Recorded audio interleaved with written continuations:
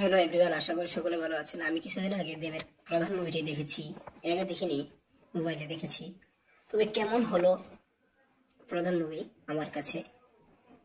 প্রথমত নেগেটিভ দিকটা হলো এখানে দেবকে ক্লিন শেপে ভালো লাগছে না।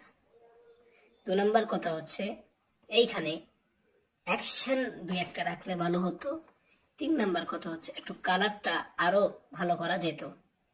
এবার আসি পজিটিভের ব্যাপার।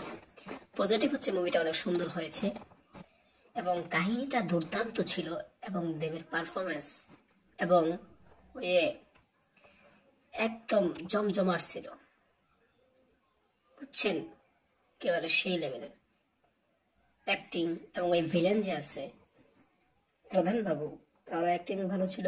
তবে স্যারের ক্যারেক্টার যে করেছে তারও অ্যাক্টিং ভালো ছিল, একদম ফাটাফাটি। খুব সুন্দর একটি মুভি ছিল, চাইলে আপনারা দেখতে পারেন। কিন্তু আপনি যদি অনেক অ্যাকশন অথবা মারামারি, ধুমধুমা, ভায়োলেন্স এগুলো দেখতে চান, তারা এই প্রধান মুভির মধ্যে ফিল পাবেন না।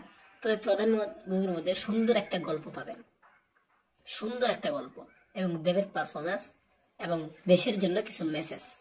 তো থ্যাংক ইউ, ধন্যবাদ।